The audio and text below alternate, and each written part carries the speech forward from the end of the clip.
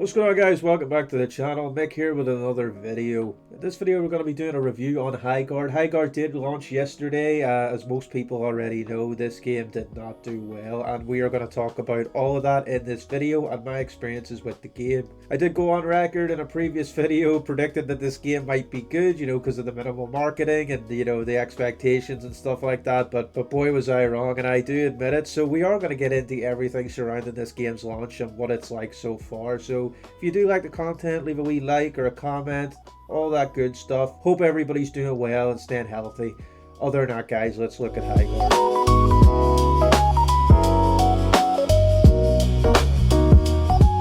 In case anybody's wondering if this is going to go positive or negative, let me just tell you that Highguard is fucking shit. It is terrible. Okay, guys, as we know and I've talked about before on the channel, Highguard was given the final segment at the Game Awards announcement. Not tonight.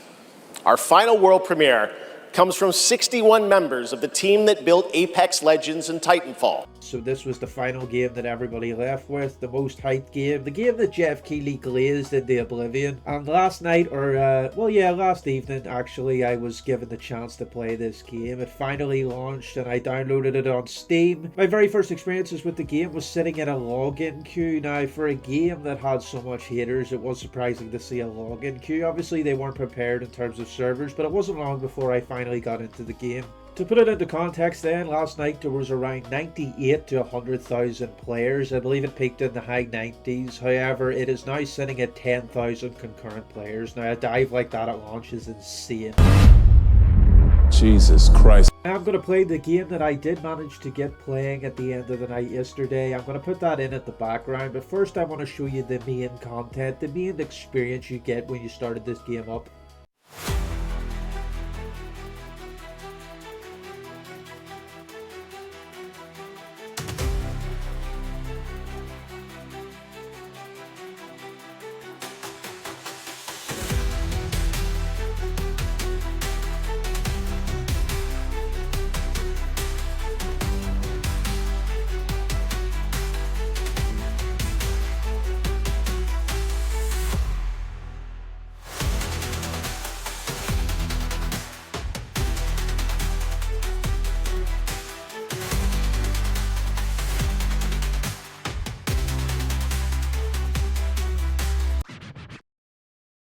So just so we're all aware, what happens then is the game puts you into a lobby with 3 enemies and then 2 other teammates if you're solo. That's a total of 6 players. Now, if those 6 players crash in the menus, which was a massive problem last night that was happening nearly every game for myself, that means that 1 person or 2 people are missing from the game, so it cancels within 10 seconds.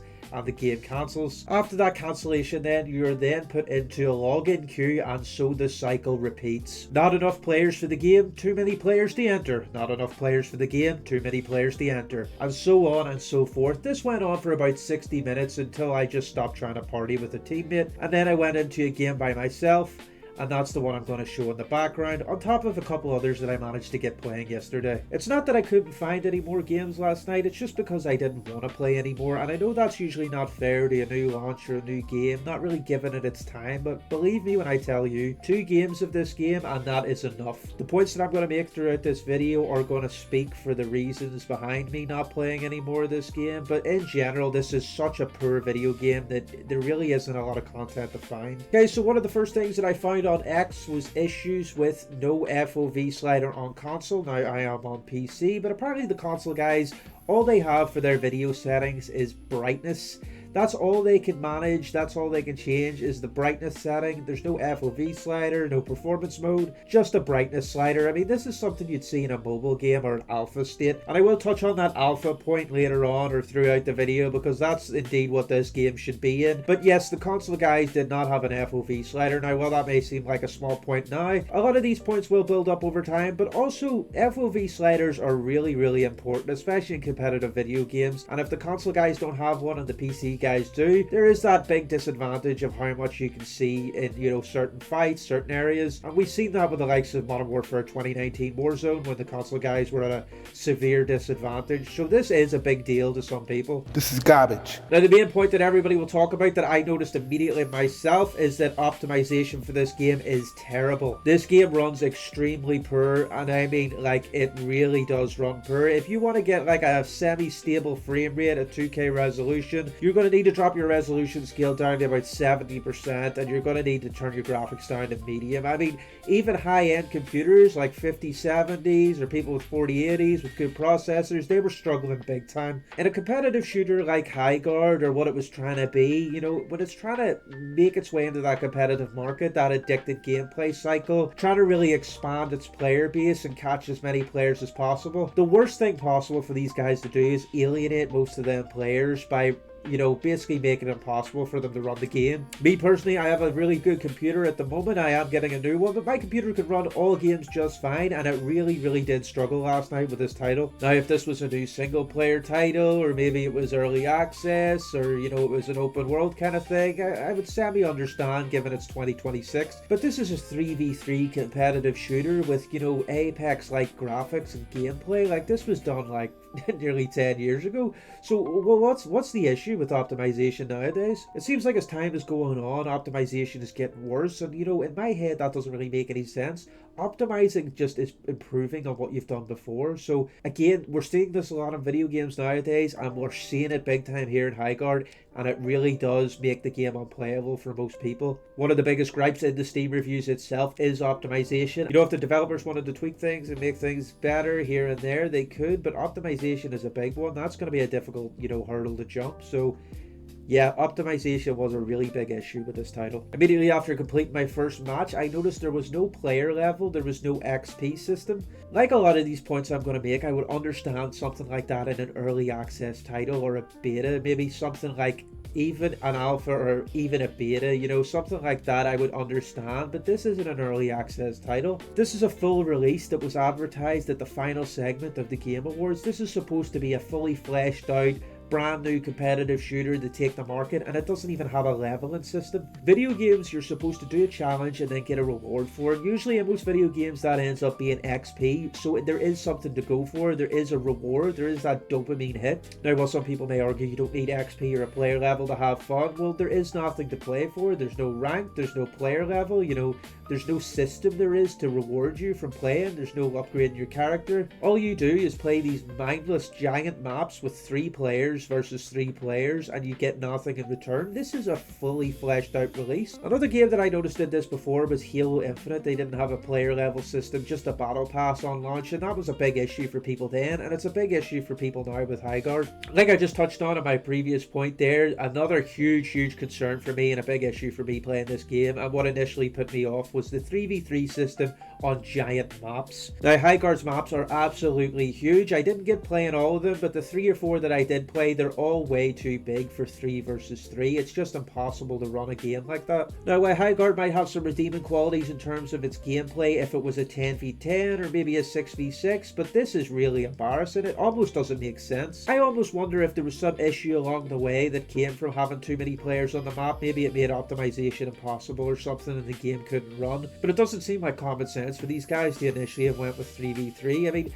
I might have to look back at some of the trailers and see if they were alluding to more players, but this really doesn't fit the setting whatsoever. Most of the time throughout the game, you're just standing about in these giant open areas and it's absolutely quiet. I thought maybe the gameplay would have some features like Smite, you know, where there's minions or, you know, AI enemies to fight that help you push objectives, but no, it's just you against 3 other players on this like big team battle sized map, and the only thing that's going on is you guys rushing this sword or attacking each other's base. You know, this really did not make sense to me. This game should not be a 3v3 in any scenario. If they wanted to make this game a 3v3, fine, but they would have had to be in smaller maps. This map is way too big. These maps are way too big. It doesn't make sense. It slows the gameplay. There's no sound going on. There's no excitement. There's no competitiveness.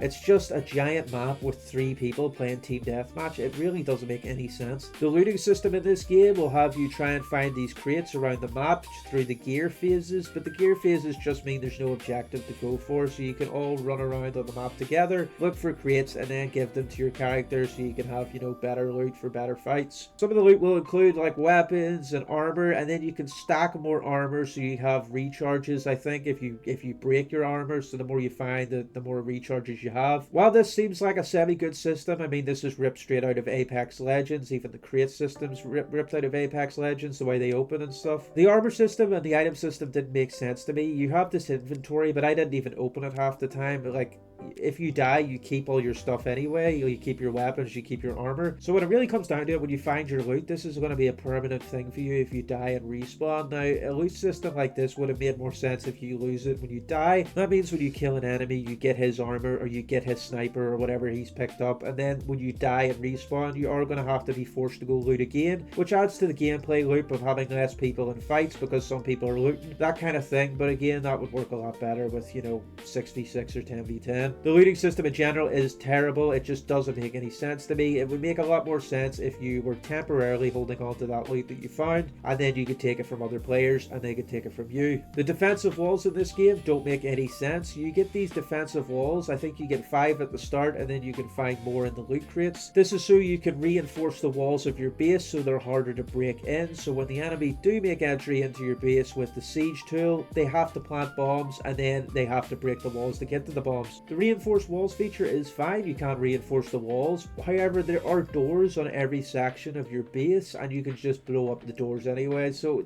like, the whole reinforcement thing just doesn't make any sense. It's completely useless, and most enemies completely ignored it. You know, at the end of the day, a lot of these features were ignored by players immediately. Another thing about this game is as you're making a push onto the enemy's base, if you get the siege tool and you push into their base, you have so many respawns you can do for the attacks, similar to like maybe headquarters in Call of Duty. After your team run out of respawns of the attack, you eventually lose the siege, or you lose that side of the raid, and then your team loses health. The whole point of this game is to get your enemy's health down to 0. You both start with 100, as you can see at the top of the screen. That's all well and good, but it seems like the whole objective of getting the siege tool, or the sword I should say, whatever, the Dawnbreaker, whatever bullshit it's called, you have to find that sword, fight for it, have that objective, make your way to the enemy's base while still fighting, then you need to plunge it in while surviving.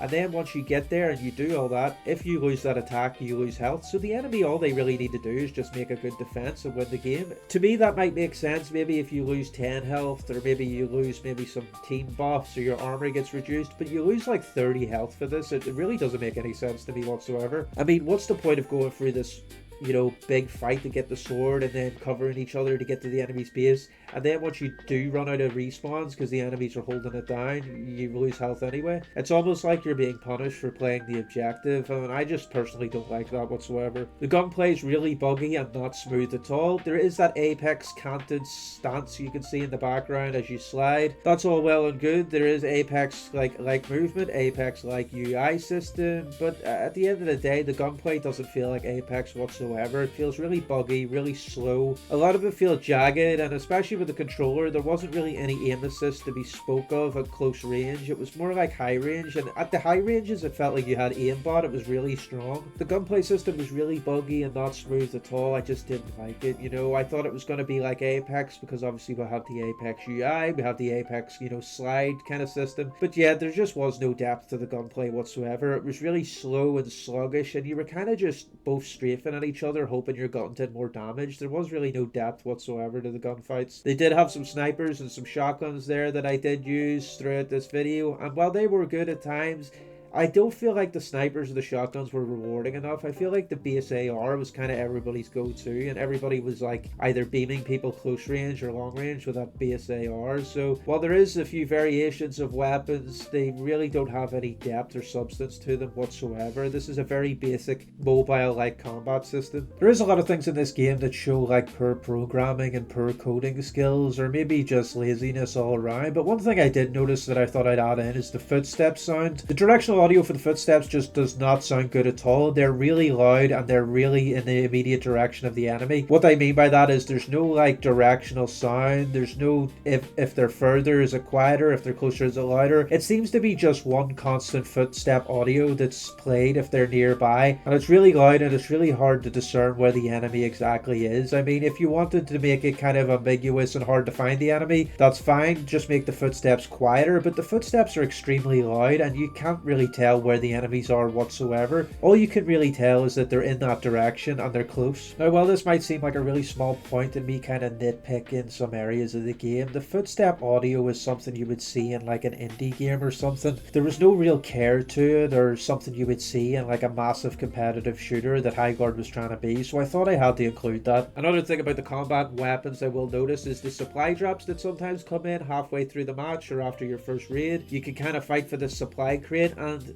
so far, unless that's the only one I've found, there only is this LMG you can get out of it, this gun in the background, the big rig. Now, while I may be mistaken or maybe missed something, I think I opened 3 or 4 of these supply drops and there only was one like LMG you can get, so the power weapon selection is just one gun right now. You know, like I said for a few points, and like I will say later on in the video, some of this does make sense for an early alpha or an early build, you know, like a really early access build, but for a fully fleshed out release with a big reveal trailer that give, this is embarrassing. I mean, this is so, like, the fact that this release is a full title almost seems like some sort of April Fool's joke to me, but looking at the calendar, this is, you know, this is not the case. I have no idea what these guys are doing releasing this game as a full release. Within the game then you have these rocks, or these like blue rocks that you can mine, and kind of like in Fortnite when you're mining trees, you get these resources. With the resources then you can spend them at the traders that are placed around the map. Now something like these traders would be like out of Deadlock, you know, the Steam MOBA. At these traders then you can buy weapons, armor, kind of ammo, that kind of thing. You can spend your rocks there. For me personally, within the games that I won and played, I did not use this guy whatsoever. I didn't go mining any rocks at any point in the game. This guy really didn't offer anything too crazy. Most of the good loot that I had through the game was found in the chests that were scattered around the map. This guy really didn't have anything worth my time, and it really didn't have anything ignoring the objective to go mine some rocks. The whole trader system in this game, in my personal opinion, is completely useless. It almost seems like a gimmick they added in to give the game some identity, but the identity isn't even the game's own self. This is ripped straight out of MOBAs that have traders, you know. Like when I talk about this game and I look for any redeeming qualities whatsoever, I just cannot find any. In the gameplay, it's almost like it's taken a little snippet of other games. You know, there's a little bit of Smite, there's a little bit of Apex, a little bit of Call of Duty, a little bit of League of Legends, and while it has a little bit of each of these games, when it combines all of them, it's just this big pile of shit that is quiet, empty, and boring.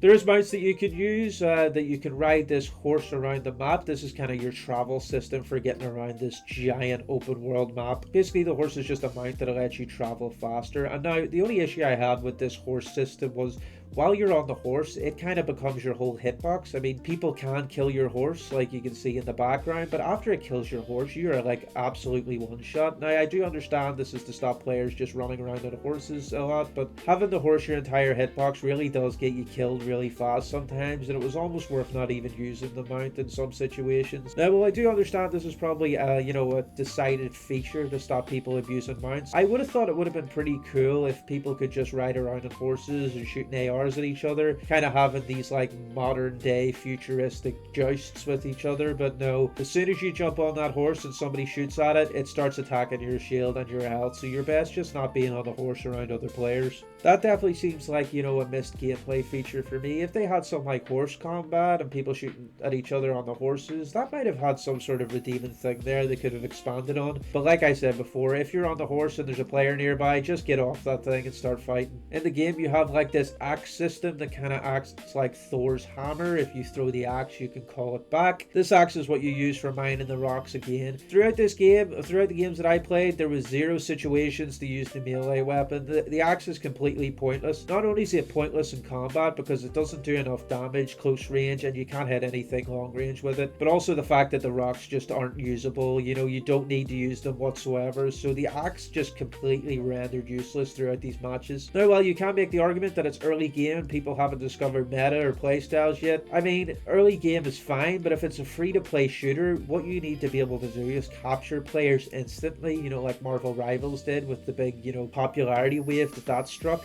if you want people to play your free-to-play game and buy your cosmetics and buy your stupid battle passes, the only way to do that is to capture the player base early and capture the player base at launch. But not only has Highguard failed to do that, it has failed it in the worst possible fashion I have ever seen a video game do it before. As you know, this is a hero-esque like shooter or whatever you want to call it. I don't even know what genre this game is, it's that bad. But hero shooters in general always have different characters and different abilities they could use. In the background, I was kind of like this necromancer, like demon chick. I don't even know what she was, but she could throw shields at people or, you know, overshield herself. And then her ultimate was a spawn point that the teammates could use.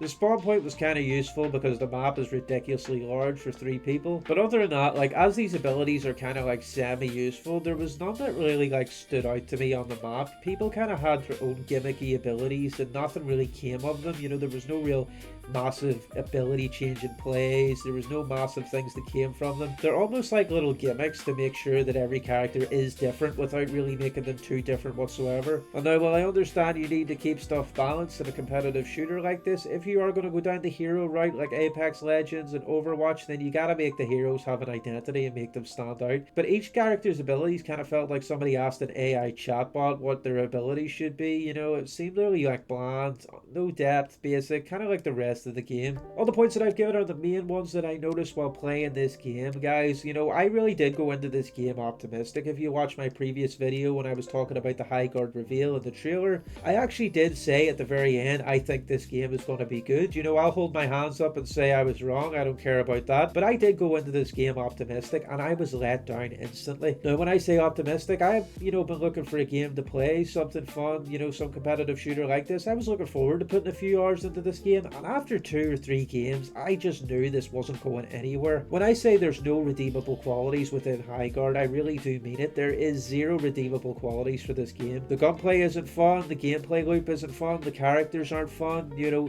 the maps are too big, the 3v3 makes no sense, you can't even level up anything, there's nothing to play for, there's no reward, and the game is dead. Because of all these facts and the experiences that I've had with the game, whatever player count that the game did have at launch, it is hardly going to be able to maintain even 10% of that for the rest of its cycle, and I can promise you that as a fact. While I can throw all sorts of hate and give my opinion on this game, I will give this game 2 ways that they should have went about this if they wanted a better, you know, result. The first one should have been then a 10v10 or a 12v12 capture the flag scenario, so you would still have the sword in the middle, you still have your traders, you still have all that good stuff, but instead of the bombs being planted, there would be a flag that you'd have to capture, and then you would all get on your horses and try and make it back, also while fighting off defenders and any attackers that were left behind. This would allow for the mounts to be used more in combat, this would allow for more players to be utilized, and then you could have different heroes that are more spec'd for defense and more spec'd for attack. That way you can decide on your teammates if they stay back and defend the flag, or if you have teammates that go all out and rush the flag. Not only would this fill up most of this empty map, but this would also allow for a more addicting and fun gameplay loop, because at the moment it just seems very bland and dead. If there was a flag that had to be captured, kind of like you see in, you know, the likes of Halo, it would utilize a lot more of the map, there would be a lot more utilization of zip lines, there would be a lot more stuff that can be used that is in the game that isn't being used whatsoever. You could also have a feature that the flag holder was a lot slower, he couldn't sprint, you know, stuff like that. Maybe he had to jump on somebody else's horse. A lot more stuff could have been done here with a bigger team scale game. Now, like I said earlier, I do have a theory that while they may have intended for more players, they just weren't able to do it with the optimization standard that they were going with. You know, that kind of Halo style capture the flag scenario with more players would have been far more fun than what we have right now at launch. The second way they could have went with this, if they wanted to maintain that 3v3 gameplay loop, they could have went with that Apex game mode that they had, you know, the 3v3 one where you kind of had to eliminate each other. They could have done something like that and just went for smaller maps, maybe some indoor maps, kind of kept the art style, but it would have been a lot easier to create. And they would have went with that Apex Legends game mode. Now, I'm not sure on the name of it, but it was a 3v3 situation and it was on a lot smaller maps, and it was really fun and addictive, and eventually that even had its own rank. So while they could have maintained that 3v3 system, they could have done it on smaller maps and then went more into the ways of Apex Legends and how they did it in their 3v3 system. They could have got away with the mounts and added more features that would have, you know, better represented a smaller scale game,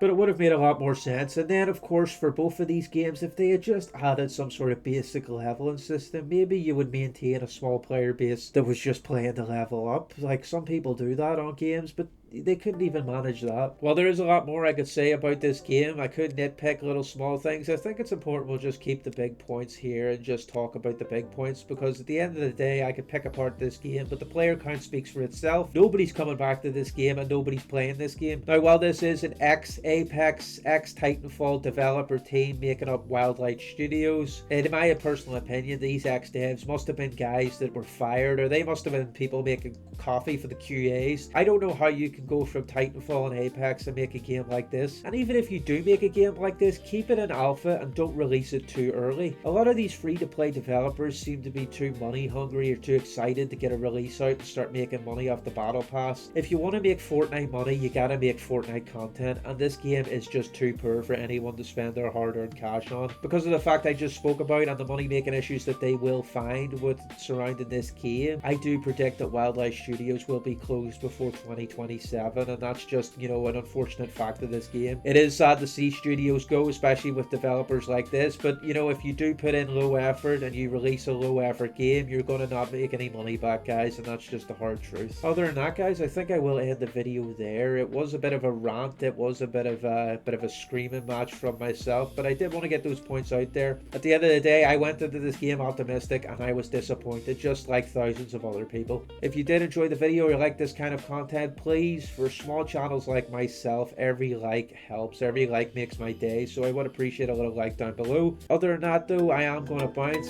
Thanks very much for watching, guys, and I'll see you in the next one.